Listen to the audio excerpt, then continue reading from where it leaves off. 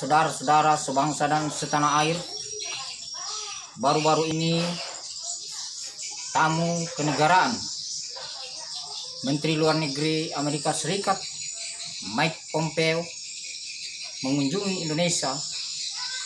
Presiden Joko Widodo menyambutnya di Bogor pada tanggal 29 Oktober 2020. Kedatangan Menteri Luar Negeri Amerika Serikat ini banyak kemudian yang berspekulasi bahwa ini akibat matinya demokrasi Indonesia, sehingga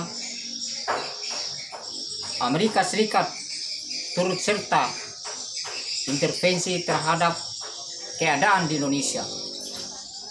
Ada yang berpendapat bahwa lahirnya undang-undang Omnibus Law Cipta Kerja tersebutlah yang menjadi pangkal dari turut sertanya Amerika Serikat melihat fenomena demokrasi di Indonesia.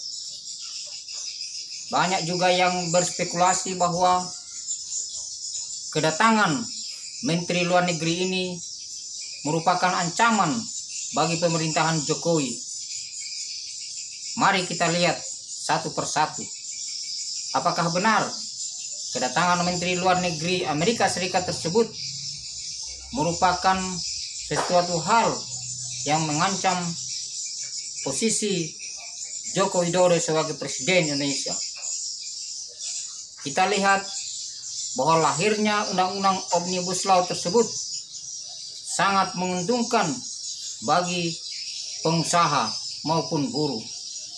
Tentu saja bagi pengusaha ini tidak terlepas dari keinginan Amerika Serikat untuk turut serta dalam berinvestasi di Indonesia.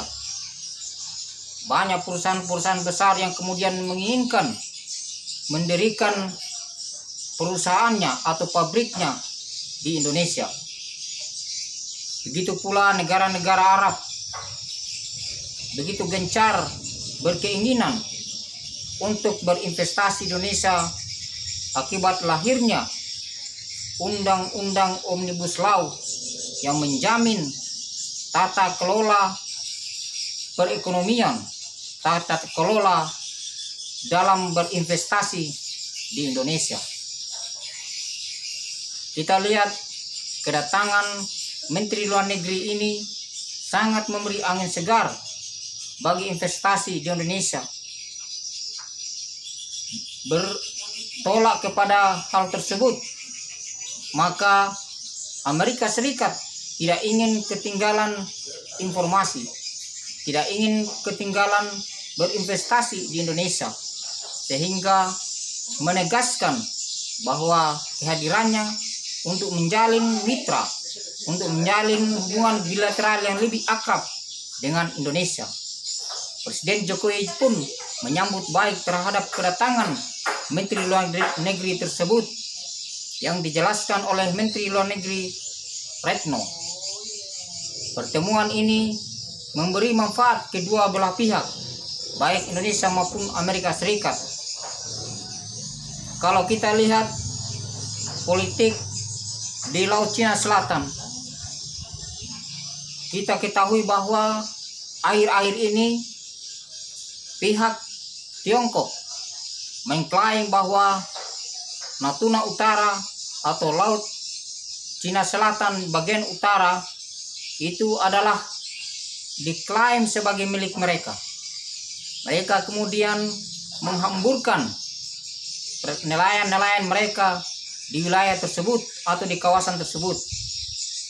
Ini tentu membuat panas Indonesia yang dengan politik luar negeri bebas aktif ini kemudian menjalin komunikasi dengan berbagai pihak agar klaim-klaim Cina tersebut terhadap Laut Cina Selatan dihentikan, terutama setelah menghamburkan nelayan-nelayan mereka untuk mengintervensi kedaulatan Indonesia.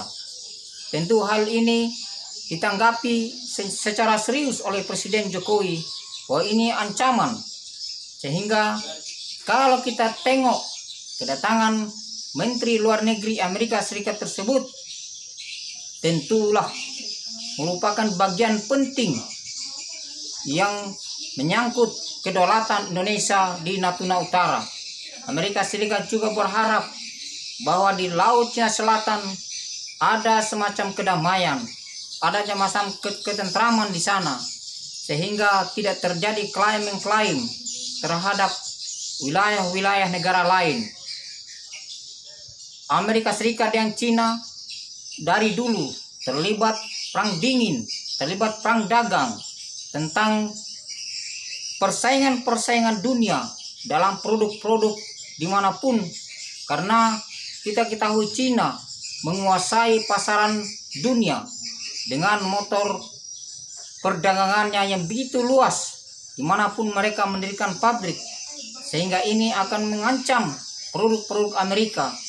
Dan kedatangan Menteri Luar Negeri Amerika Serikat ini menjadi poin penting di dalam mengukuhkan kedaulatan Indonesia di Natuna Utara, bahwa klaim Cina, tentu kedatangan Amerika Serikat sebagai pesaing utama Cina tentu membuat Indonesia semakin berada di kekuatan yang penuh untuk mempertahankan kedaulatannya di Natuna Utara. Ini adalah kemitraan yang baik untuk di masa depan ekonomi dan masa depan politik, terutama geopolitik dan kawasan Laut Cina Selatan yang merupakan kedaulatan Indonesia yang diklaim oleh negara-negara lain, khususnya Cina, sehingga Amerika Serikat merasa perlu untuk turut dalam mengambil peran untuk mendamaikan Laut Cina Selatan. Sekian.